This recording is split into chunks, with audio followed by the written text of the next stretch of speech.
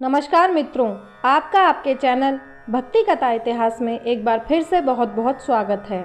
आज हम आपके लिए इस वीडियो में अष्टविनायक चतुर्थी से संबंधित सारी जानकारी लेकर प्रस्तुत हुए हैं, जैसे कि उसका महत्व, पूजन विधि, कथा तथा इस दिन क्या करें जिससे गणेश जी जल्दी प्रसन्न हों और क्या ना करें जिससे वो आपसे रुष्ट हो जाएं।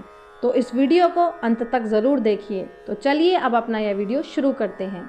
विनायक चतुर्थी को वरद विनायक चतुर्थी के नाम से भी जाना जाता है। वरद का अर्थ है भगवान से किसी भी इच्छा को पूरा करने के लिए कहना।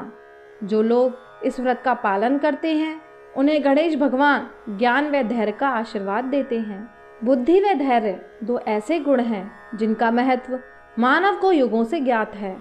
जो कोई भी इन गुणों को अपने पास रखता है वह जीवन के पथ पर अग्रसर रहता है। वो व्यक्ति जो कुछ भी चाहता है वह उसे प्राप्त करने में सफल होता है।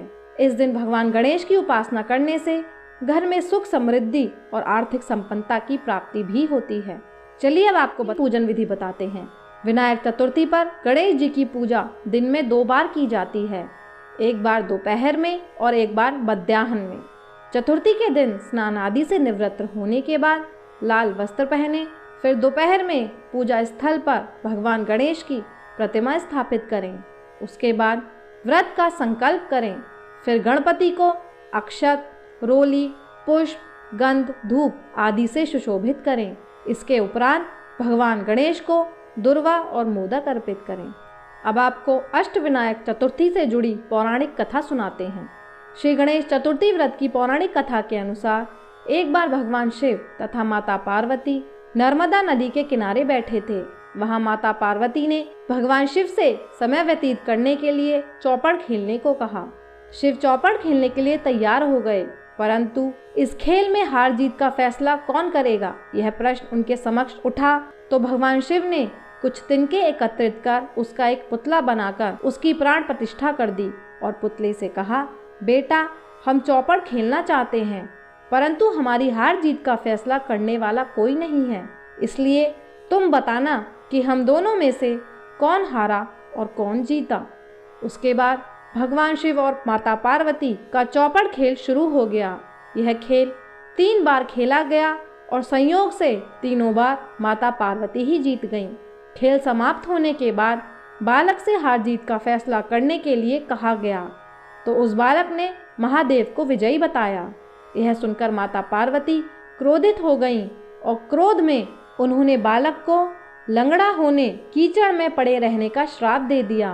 बालक ने माता पार्वती से माफ़ी मांगी और कहा कि यह मुझसे अज्ञानतावश ऐसा हुआ है, मैंने किसी द्वेष भावना में ऐसा नहीं किया। बालक द्वारा क्षमा मांगने पर माता ने कहा, यहाँ गणेश पूजन के लिए नाग कन्याएं आएंगी, उनके कहे अनुसार तुम गणेश व्रत करो, ऐसा करने से तुम मुझे प्राप्त करोगे। यह कहकर माता पार्वती शिव के साथ कैलाश पर्वत पर चली गईं। 1 वर्ष के बाद उस स्थान पर नाग कन्याएं आईं। तब नाग कन्याओं से श्री गणेश के व्रत की विधि मालूम करने पर उस बालक ने 21 दिन लगातार गणेश जी का व्रत किया। उसकी श्रद्धा से गणेश जी प्रसन्न हुए। उन्होंने बालक को मनोवांछित फल मांगने के लिए कहा।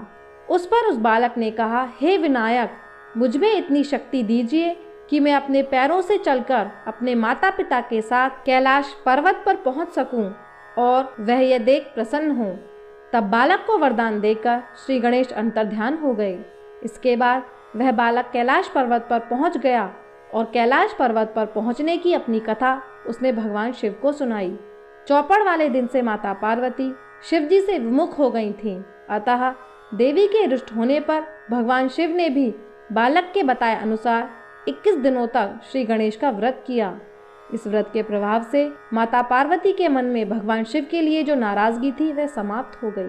तब यह व्रत विधि भगवान शंकर ने माता पार्वती को बताई। यह सुनकर माता पार्वती के मन में भी अपने पुत्र कार्तिकेय से मिलने की इच्छा जागृत हुई। तब माता पार्वती ने भी 21 दिन तक श्री गणेश का व्रत किया तथा दूर्वा, फूल और लड्डुओं से गणेश जी की पूजा अर्चना की। व्रत के 21वें दिन कार्तिकेय स्वयं माता पार्वती जी से आ मिले। उस दिन से श्री गणेश चतुर्थी का यह व्रत समस्त मनोकामनाओं की पूर्ति करने वाला व्रत माना जाता है। इस व्रत को करने से मनुष्य के सारे कष्ट दूर होकर मनुष्य को समस्त सुख सुविधाएं प्राप्त होती हैं। तो ये थी कथा। चलिए अब आपको बताते हैं विनायक चतुर्थी के दिन क्या करें जिसके करने से भगवान गणेश बहुत जल्दी प्रसन्न हो जाते हैं। विनायक चतुर्थी के दिन भगवान गणेश को दूर्वा अवश्य अर्पित करें।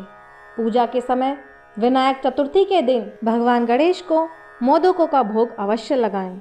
इस दिन यदि आप किसी हाथी का पूजन करके उसका आशीर्वाद लेते हैं तो यह आपके लिए सर्वश्रेष्ठ रहेगा।